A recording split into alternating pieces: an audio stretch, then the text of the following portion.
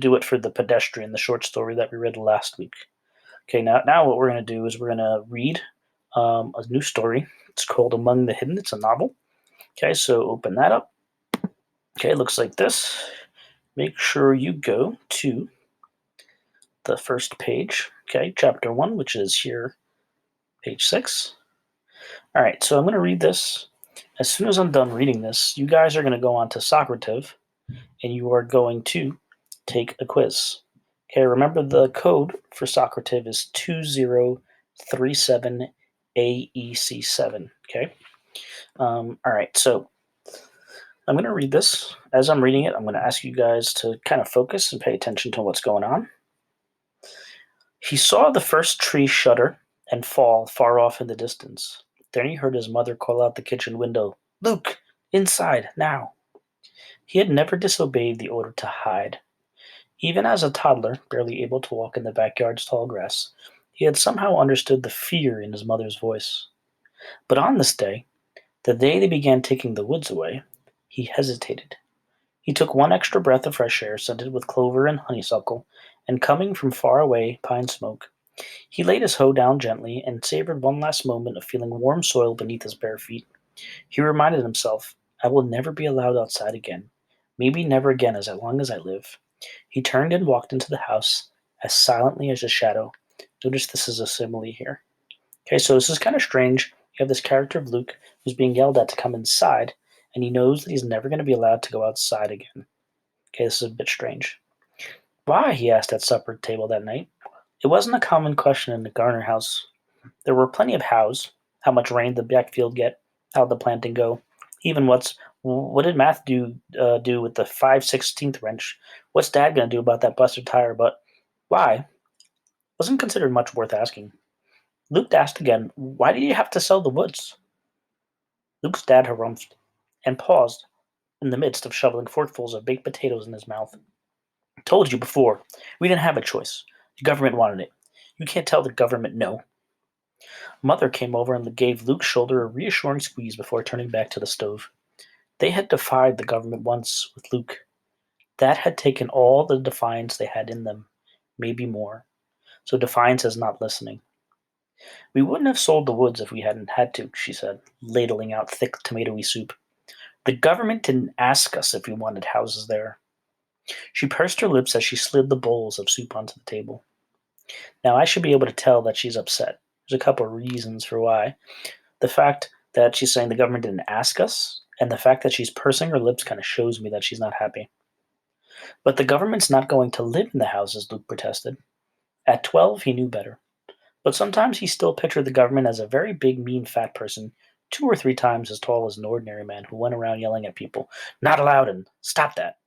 It was because of the way his parents and his older brothers talked. "Government won't let us plant corn there again. Government's keeping the prices down. Government's not going to like this crop." Probably some of the people who lived in those houses will be government workers, Mother said. It'll all be city people. If he'd been allowed, Luke would have gone over to the kitchen window and peered out at the woods, trying for the umpteenth time to picture rows and rows of houses where the firs and maples and oaks now stood, or had stood. Luke knew from a sneak peek right before supper that half the trees were now toppled. Some already lay on the ground. Some hung at weird angles from their former lofty positions in the sky. Their absence made everything look different, like a fresh haircut exposing a band of untanned skin on a forehead. Even from deep inside the kitchen, Luke could tell the trees were missing because everything was brighter, more open, scarier. "And then when those people move in, I have to stay away from the windows?" Luke asked, though he knew the answer. The question made Dad explode. He slammed his hand down on the table. "Then you gotta stay away now. Everybody and his brother going to be tramping around back there to see what's going on. They see you?" He waved his fork violently. Luke wasn't sure what the gesture meant, but he knew it wasn't good. So you should be noticing here that Luke's not allowed to be seen. He's hiding. No one had ever told him exactly what would happen if anyone saw him. Death? Death was what happened to run pigs who get stepped on by their strong brothers and sisters. Death was a fly that stopped buzzing when the swatter hit it. He had a hard time thinking about himself in connection with the smashed fly or the dead pig gone stiff in the sun. It made his stomach feel funny even trying. "I don't think it's fair we've got to go do Luke's chores now," Luke's other brother Mark grumbled. Can you go outside some? Maybe at night? Luke waited hopefully for the answer, but Dad just said no without looking up. It's not fair, Mark said again. Mark was the second son, the lucky second. Luke thought that when he was feeling sorry for himself. Mark was 2 years older than Luke and barely a year younger than Matthew, the oldest. Matthew and Mark were easily recognizable as brothers with their dark hair and chiseled faces. Luke was fairer, smaller boned, softer looking. He often wondered if he'd ever look tougher like them. Somehow he didn't think so. Luke, don't do nothing nohow, Matthew jeered. We won't miss his work at all. It's not my fault, Luke protested. I'd help more if. Mother laid her hand on his shoulders again. Hush, all of you, she said. Luke will do what he can. He always has. The sound of tires on their gravel driveway came through the open window. Now who? Dad started. Luke knew the rest of the sentence. Who could that be? Why were they bothering him now? For his first chance all day to sit down. It was a question that Luke always heard the end of the other side from the other side of a door. So you can see how Luke's always hiding. Today, skittish because of the woods coming down, he scrambled up faster than usual, dashing for the door to the back stairs. He knew without watching that Mother would take his plate from the table and hide it in the cupboard, would slide his chair back into the corner so it looked like an unneeded spare. In 3 seconds, she would hide all evidence that Luke existed, just in time to step to the door and offer a weary smile to a fertilizer salesman or a government inspector or whoever it was that came to interrupt their supper. All right, so that's the end of chapter 1. Chapter 2. There was a law against Luke. Not him personally. Everybody like him. Kids who were born after their parents had already had 2 babies. Actually, Luke didn't know if there was anybody else like him. He wasn't supposed to exist. Maybe he was the only one. They did things to women after they had their second baby so they wouldn't have any more. And if there was a mistake and a woman got pregnant anyway, she was supposed to get rid of it. That's how his mom explained it years ago, the first time and only time Luke had asked why he had to hide. He had been 6 years old. Before that, he thought only very little kids had to stay out of sight. He had thought as soon as he was old as Matthew and Mark, he'd be able to go around like they did, riding to the backfield and even into town with Dad, hanging their heads out in arms and out the pickup window. He had thought as soon as he got old as Matthew and Mark, he could play in the front yard and kick the ball out of the road if he wanted. He had thought as soon as he got as old as Matthew and Mark, he could go to school. They complained about it, whining, geez, we gotta do homework, and who cares about spelling, but they also talked about games at recess and friends who shared candy at lunchtime or loaned them pocket knives to carve with. Somehow, Luke never got as old as Matthew and Mark. The day of his 16th birthday, Mother baked a cake. His 6th birthday. Mother baked a cake, a special one with raspberry jam dripping down the sides. At supper that night, she put 6 candles on the top and she placed it in front of Luke and said, Make a wish. Staring into these ring of candles, proud that the number of years finally made a ring, all around the cake, Luke suddenly remembered another cake, another ring of 6 candles, Mark's. He remembered Mark's 6th birthday. He remembered it because even with the cake in front of him, Mark had been whining. But I want to have a party. Robert Joe had a party on his birthday. He got to have friends over. Mother said, shh, and she looked from Mark to Luke, saying something with her eyes that Luke didn't understand. So what you should be realizing there is the reason why Mom's looking at Mark to Luke is the reason why he can't have people there is obviously because of Luke.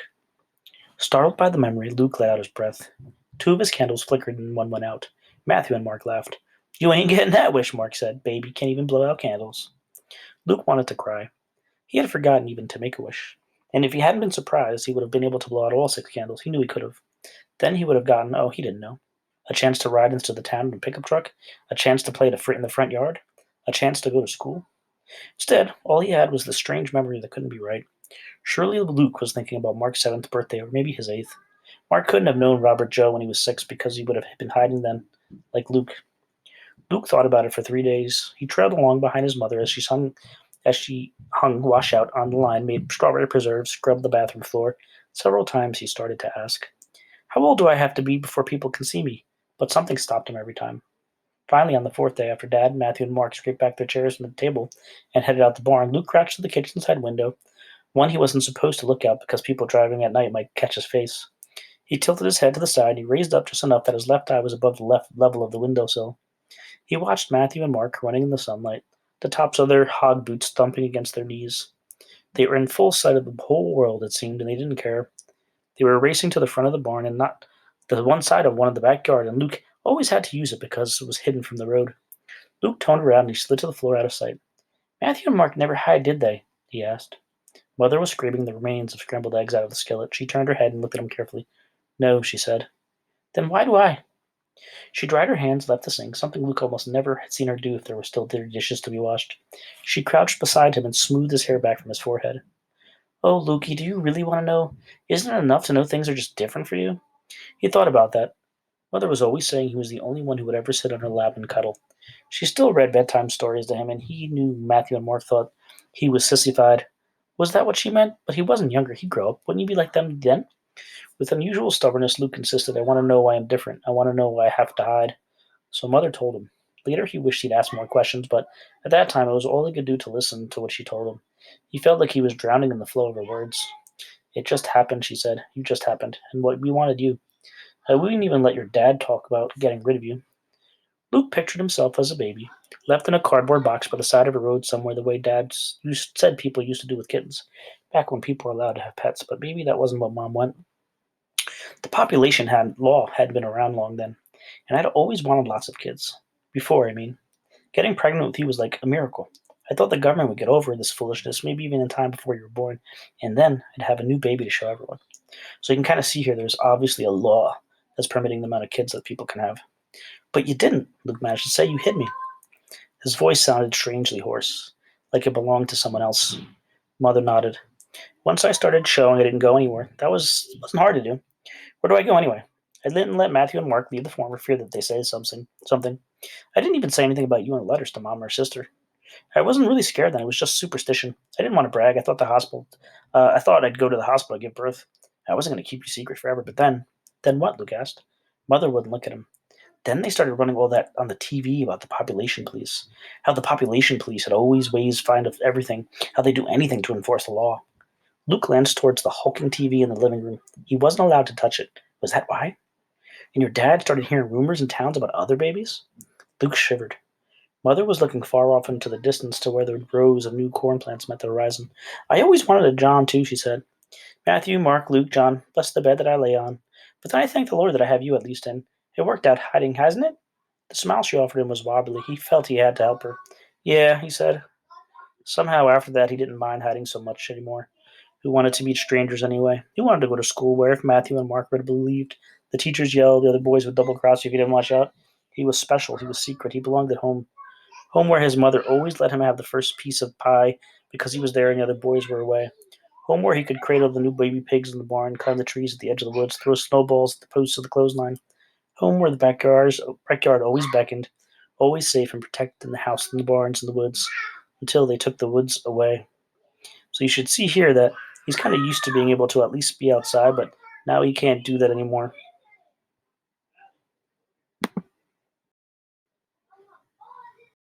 All right, so now we finished this first section of Among the Hidden. What you guys need to do now is you have those two activities to do. Okay, so it doesn't matter which one you do first. You can choose to do this, which is the Pixton, and start working on that. Sorry, Or I couldn't quite hear you. I'm not talking to you, Siri. I don't know why you're making noises. And then the second thing is you need to go to Socrative. Remember, it's www.socrative.com. You'll need to unlock your iPhone What are you doing, Siri? Sorry, that's craziness. I got screaming kids in one place, and I got Siri driving me nuts. Okay, so the second thing is you're going to go to www.socrative.com. This is the code, remember, 2037AC7. Okay, so remember, the quiz that you're going to have on here is going to have to get completed today. So you'll have all day today to get it done. This is not going to get checked until next Monday. Okay, so make sure that you're working on this as well. All right, that's it, guys. I'll talk to you later.